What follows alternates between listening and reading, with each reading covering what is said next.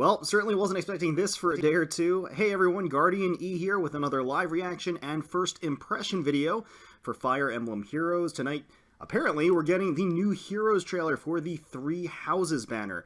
That was pretty much hotly anticipated, coming on the 22nd. Everyone knows about it. It's really not a secret. And it looks like we're going to be getting back-to-back banners, I think is what the calendar is scheduled for, and this is going to be the first of those. So let's go ahead, take a look at the trailer for the first time together, and see what it's all about. Okay, so it is going to be, it's going to be the Three Houses leaders, which all makes sense pre-time skip. So Edelgard, fan favorite of course. Platt doing the voice for her. Dull close. Ooh, ruse skills. Let's see what that's about. Don't waste my time. Alright. The Protector. No matter the reason, it is evil to kill. Hey, Dimitri. I cannot forget that so easily. Going to be a Cavalry Lancer with his own preferred weapon. Death Blow 4 and Lull. We'll see what that's about. Right where I want you. They are bringing with them a whole bunch of new skills, apparently. The Schemer. People say I'm not very noble. Claude. That's a compliment, right? A Cavalry Archer. Cunning Bow. More Lull skills. We'll take a closer look at what those are. Don't hold this about. against me, okay? The art for the banner looks great. I mean, it looks authentic, I should say. It looks official. Proven Professor is going to be the last one of the batch. I will protect it is going to be all that I hold Byleth. dear. So we've got Infantry Sword Unit, Creator Sword. Okay, Fury 4, Wrath 3. Oh boy. Let so the lesson begin. Here. Or five skills. Okay, so new story chapter, Cohort of the Dead, and featuring again all of these new characters. Very exciting. Let's pause right here. See if there's anybody new to take account of. No, there's Leaf there. Or Alphonse, I guess, is spoilers. Evil Alphonse. So no other characters to be added. Of course, you can get Male Byleth for free by owning Three Houses and registering it on your Switch with your Nintendo account, of course. That is the promotion that is going on currently. But it looks like Female Byleth is going to be available in this banner. So let's keep going. Okay, so starting on the 22nd, as everybody knows, no end date. I believe we do have an end date in the calendar itself. So like I said, we are supposed to be getting back-to-back new Heroes banners. This is the first of the two. It's sort of suspected that the second one might also be Three Houses, although it's certainly not confirmed. These are all going to be the pre-time skip versions of the house leaders. And of course, I guess we could potentially get the post-time skip. I think it's a little premature for that. I think that they're probably not going to want to spoil anything. There's going to be a Forging Bonds event that accompanies this, and it's probably going to be pretty vanilla as far as, you know, revealing who these characters are, and going. It probably won't go too into depth of the characters themselves, considering the timing of the banner and the timing of the release of the game. Now, of course, it is exciting to see these characters introduced into the game, characters that we've been seeing previews about, and the next, you know, big Fire Emblem title.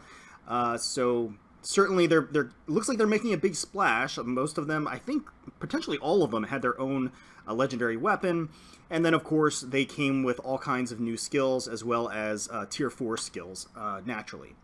There is even distribution of colors on the banner. Each unit has one color. So they're going to have the same basic probability of pulling any one of these characters. And they are new heroes, meaning that they will be entering into the general summon pool. So let's rewind, take another look at these characters, take a look at what skills they have, what they're bringing to the table, and sort of evaluate whether or not it's worth pulling for them. All right. I am curious about the potential post-time skip character. I feel like they're not going to do it right away, so I don't know who the second batch could potentially be. For all we know, it could be not even Three Houses related. I value this experience. But in my future, yeah. A massive Okay, Edelgard, balance. looking great. Let's go ahead and pause right. All right, let's pause right here and take a look at what skills she has. So Victorious Axe is a 16 might weapon. Accelerate special trigger, cooldown count -1, so a slaying edge, or a slaying effect, I should say. If the number of foes within 2 spaces excluding target is greater than the number of allies within 2 spaces, excluding unit. Unit makes a guaranteed follow-up attack. Okay, well, we've seen that description time and time again. Follow-up attacks that are guaranteed, never a bad thing to have in your back pocket. Sounds like she kind of goes solo on the battlefield, which obviously works in tandem with her A-slot skill, which we'll get to in just a second. Luna, for her special, treats foes' defense res as if reduced by 50%, and her A-slot skill, attack defense solo 3. If unit is not adjacent to an ally, grants attack defense +6 during combat. Obviously, that works in tandem with her victorious axe, so the idea being that she will get a guaranteed double, as well as get a hefty +6 boost to her attack and defense when initiating. Dull Close 3 for the B slot. If foe uses a sword, lance, axe, dragonstone, or beast damage, neutralizes foes' bonuses during combat. So basically any activated buffs on a melee unit that's going to be initiating on her, or she's going to be initiating against, will have those activated buffs nullified. So it's a useful skill, certainly very specialized, but in terms of just neutralizing the enemy's ability to, well, not only activate rallies and hones on themselves, but also basically neutralize the effects of something like bonus doubler and things like that. So it is useful in that respect. So let's take a look at the C-slot skill, which is a new class of skills, Ruse Attack Defense 3. At start of turn, if unit is not adjacent to an ally, grants attack defense +6 to unit for 1 turn. Okay, so this is the first time we're seeing the Ruse skills, and it seems like they're really doubling up on this whole notion of having a solo warrior out there. Completely self-sufficient, self-buffing, self-stat boosting, proccing of the condition of guaranteed doubles. And we're seeing that more and more often. Obviously, we saw it with Fallen Corrin, who really specialized in being kind of a solo unit out there. And of course, when we're seeing it with a lot of the link skills that are out there as well, and being able to activate buffs on a unit and kind of send them into battle by themselves. I certainly think it creates an interesting archetype. I'm not a huge fan of the solo skills. So a pretty nice kit, obviously, again, specialized as being kind of a solo unit out there to deal damage, tank hits, certainly tank hits. I mean, they're doubling up on the defense there. The guaranteed attack with her victorious axe kind of leads me to believe that she's going to be one of a sort of a slower unit. May not necessarily be the case, but it certainly seems like it. Obviously, if you're going to be a solo unit out there, or if she's going to be a solo unit out there, she's not going to be able to take advantage of spur buffs, but she will be able to take advantage of drive buffs while she's out there. So, again, something to keep in mind.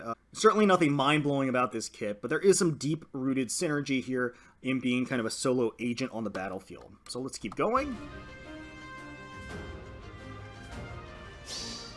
Don't waste my time. Pretty cool, pretty cool. She looks great.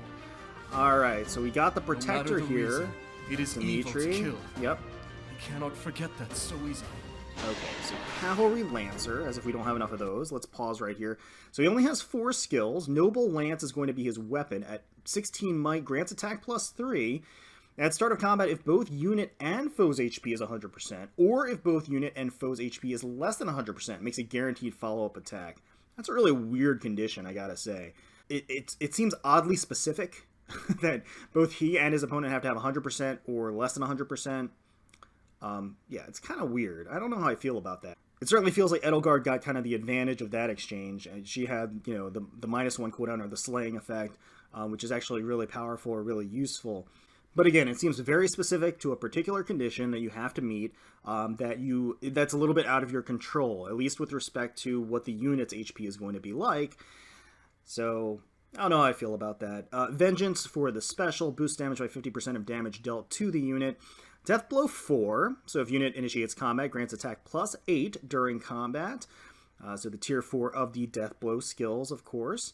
And Lull Attack Defense 3 for the B slot. Inflicts attack and defense -3 on foe and neutralizes foe's bonuses to attack and defense from skills like Fortify, Rally during combat. Okay, so it's an in-combat debuff, as well as specifically neutralizing the hone buffs for 2 skills, attack and defense. So obviously bears a resemblance to the dull skills. Dull lull. I just got that. Not the sharpest tool in the shed tonight. But regardless, so the dull skills are usually specialized against either melee versus ranged. The lull skills will work on both ranged and melee units, and will specifically target 2 skills. And not only will it neutralize the activated buffs for those 2 skills, it'll also inflict an in-combat debuff, which I gotta say is pretty interesting, and I think is honestly pretty necessary. Just the neutralization of 2 buffs on for ranged and melee really wouldn't be enough. The -3 for attack and defense in combat debuffs is actually pretty good, which is pretty underrepresented. I mean, at least comparatively speaking. We see a lot of in-combat buffs, and we see a lot of out-of-combat buffs and debuffs, but we don't see a ton. We're getting more and more, but we don't see a ton of in-combat debuffs, and I like the idea that we're going to see more of those, because I think that they're exceptionally useful. And I could definitely see the lull skill going, or fitting a particular vision that you have for a character. It's not amazing or anything, but it is the B slot is a pretty competitive slot. But for units that don't really rely on the B slot for quick riposte or desperation, a more balanced stat line could definitely use the lull skills, especially if they're kind of a melee mixed phase type of unit. So I could definitely see uses for it. It's going to be a premium skill, so it's going to come with a high price tag of a 5-star unit that would have to be foddered, at least for the time being. But I could definitely see some uses for it. So let's keep going. It's kind of got a little bit of a disjointed kit, I gotta say, Dimitri here. And not the most favorable kind of movement plus weapon type. So we've got the schemer, Claude, looking very fancy here. So Claude is a cavalry archer, and he's going to be coming with his cunning bow. This is a 14 might, range 2 weapon, effective against flyers, naturally. Grants speed +3 when total bonuses on unit plus total penalties on foe are greater than or equal to 10. Inflicts attack, speed, defense, res +5 on... -5. -5 on foe during combat. Example, if unit has +5 bonus and foe has a -5 penalty, the calculated total will be 10. That seems exceptionally easy to achieve. With Claude being a cavalry unit, that means he has access to hones and fortifies at his disposal. So it's pretty easy to just, from buffs alone, get to that 10 threshold. So that's actually pretty darn good. The attack, speed, defense, and res -5 essentially means +5 to all of his stats during combat, either on player or enemy phase. I am curious, it doesn't mention specifically if the enemy has bonuses on their stats, so if the enemy has bonuses on their stats, does that actually get detracted or subtracted from the formula? It doesn't seem like it. It seems like that would be something that they really wanted to specify in the weapon description. So it seems as though if the enemy has bonuses to their stats, it just counts as 0, like a flat 0. So this is actually a pretty easy condition to meet in order to get this in-game or in-combat debuff on the enemy. So pretty useful. Probably one of the better weapons that we've seen thus far on this banner. Glimmer at a 2-turn cooldown, boosts damage dealt by 50%.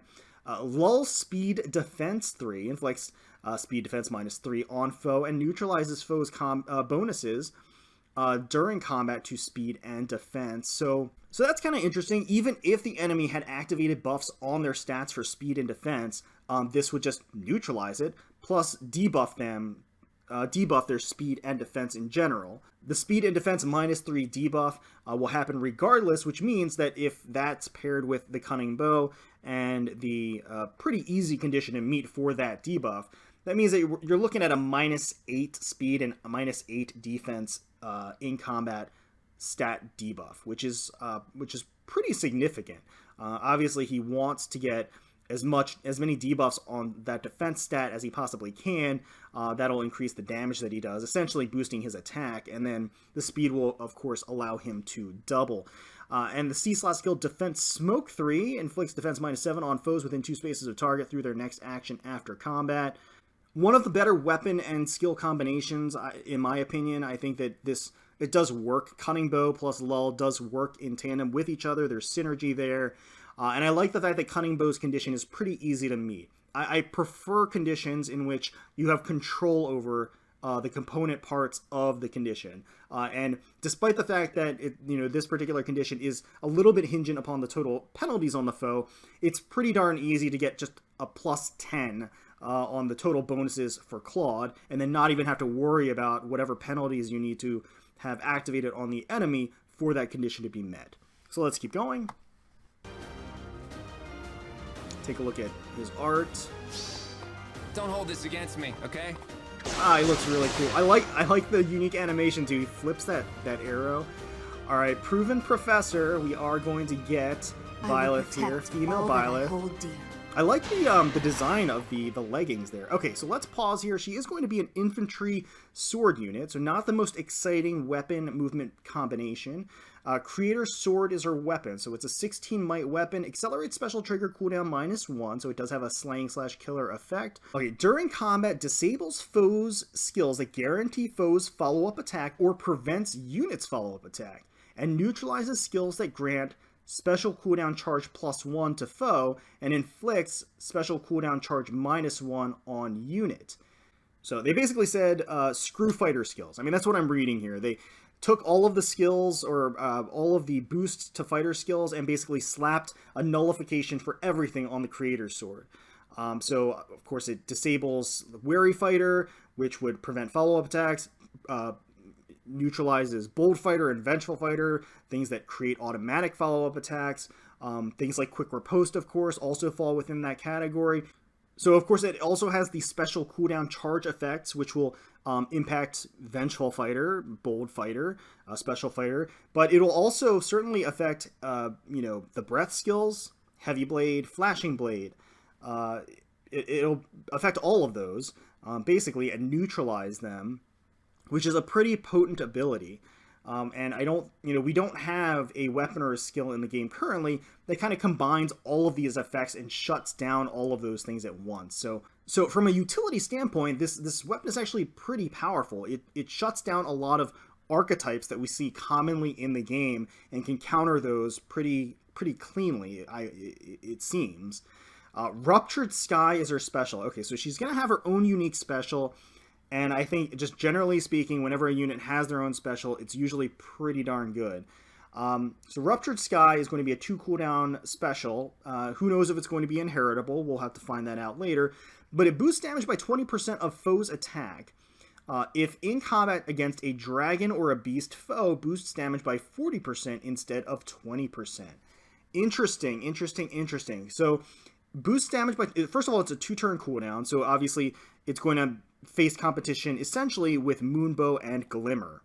It boosts damage by 20% of foe's attack, and this is the first time that we've seen something like this, where the damage is boosted or scaled specifically off of the enemy's attack stat. I'm not entirely sure how I feel about that, only because, you have something like Moonbow and Luna that scales off of the enemy defensive stats. And to me, that makes a lot of sense, because it's kind of the inverse of Bonfire and Iceberg in a lot of ways. It's basically reducing the enemy's defenses by a certain percentage, and you want to do that because if you're going to be attacking, it's going to have a greater effect the higher the enemy's defensive stats are. It'll have a greater impact on your overall damage. In this case, it's based off of your enemy's attack stat, which, again, you don't have a whole lot of control over. There's going to be a base. Certainly most opponents you're going to be facing off against are probably going to have somewhere in the range of 45 to 50 attack. I would think that if you're facing off against an opponent with comparable stats, 20% of your foe's attack isn't a bad thing for a 2-turn cooldown, especially when you take into consideration that Draconic Aura is 30% off of a 3-turn cooldown special. And then naturally it has this other effect for Dragon and Beast foes, which boosts by 40% instead of 20%. It's certainly not an absurd special, like we're used to seeing, I think, whenever they introduce a new special. Usually it kind of raises some eyebrows, but this one is just it's okay. Certainly I think you've got some competition here, at least with respect to Moonbow and Glimmer, but it's just kind of an odd condition and situational, I guess. I don't know if people are going to be really gravitating towards this versus something like Moonbow or Glimmer. Now, I will say, while I have some trepidation about it scaling off of the enemy's attack stat, because I don't think that makes a ton of sense, by that same token, most opponents that you're going to be facing off against are going to have pretty high attack, just because usually whenever there's a build in place for a unit, they try to emphasize the attack stat in general. I mean, you never want a unit really that has low attack unless you're using like Cliff or something. So anyway, so I'm not entirely sold on Ruptured Sky, even if it is inheritable, and honestly, it being inheritable wouldn't be the craziest thing in the world. I feel like it's something that could easily be inheritable. It's definitely not any more ridiculous than Blue Flame, and Blue Flame is pretty awesome. So I could definitely see this being an inheritable skill, but we'll just have to see. Fury 4 for the A slot, of course, so it's going to be, I think this is our first entry of Fury 4 into the general pool and not just a seasonal unit. Wrath 3 for the B slot.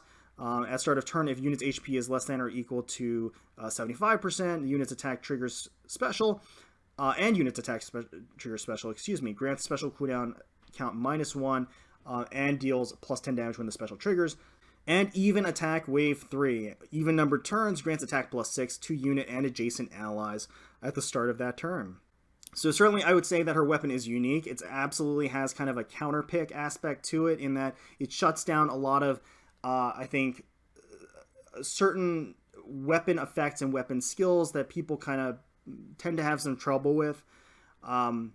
So from that perspective, it is useful, and I think she would be a good utility unit. She comes with some great skills. I mean, Fury 4, Wrath 3, even Attack Wave 3. I mean, these are all things that people can use, and will go a long way in boosting another unit if you wanted to inherit these skills onto them. And Ruptured Sky, again, I have a suspicion that it's going to be an inheritable special. It's not absurd, but I do like the idea, or at least them taking the time to introduce more low cooldown specials, because really, in a lot of ways, people end up defaulting to low cooldown specials for some of their units, and having more options besides just Moonbow and Glimmer every time is nice to have. So let's keep going.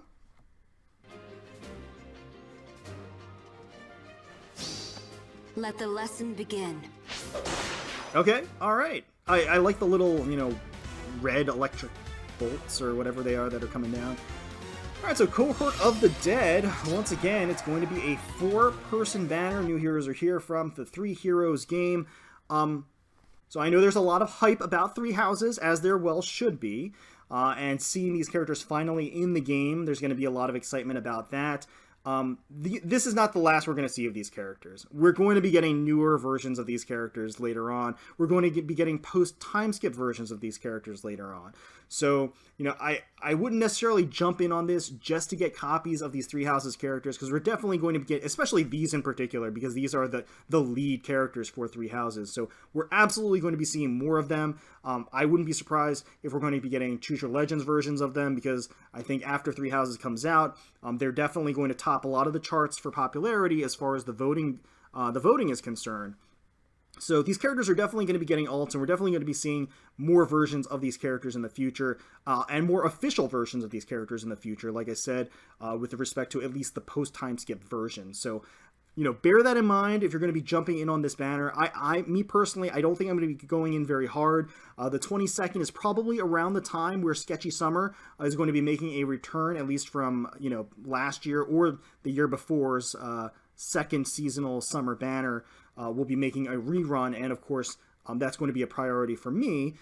But let me know. Let me know in the comments below if you're going to be going after one of these characters, or maybe all of these characters. I wish you the best of luck in that hunt, and I hope you're able to get all of the units that you're looking for. Honestly, if I had to rate them just by their skill, I would say that that Byleth probably brings the most to the table, at least with respect to fulfilling a specific role, and also having some excellent skills that you can potentially pass on to somebody else. I think Claude is up there. I think he has some good stuff, basically, that works in tandem with itself to make himself powerful. He doesn't have the most good fodder to give off. He does have one of the new lull skills, of course. I think Edelgard kind of brings up, is the next sort of in that line. And then you've got Dimitri kind of in the back there, who I really don't know about his weapon. I'm not in love with it, certainly. So, from my perspective, that's, I think, the priority, at least as far as power and skill is concerned. Edelgard's art and Claude's art look amazing to me. Byleth's looks pretty good, too, and Dimitri's is okay. I feel like I'm really hating on Dimitri. I don't mean to. He just seems the most underwhelming to me personally in terms of the skills But the art on the banner is good, and again, if you really kind of want to get soaked into the Three Houses hype, I completely understand dipping into this banner, but just, again, bear in mind the fact that we're getting a lot of things coming in the door, and we're going to be getting more versions of these characters, absolutely. Hopefully you enjoyed watching the video and watching the trailer with us for the first time. If you did, please feel free to leave us a like, comment, and subscribe to the channel for more Fire Emblem Heroes content. We thank you all so much for taking some time out of your day to spend with us. We really appreciate it. And until next time, let's protect those skies.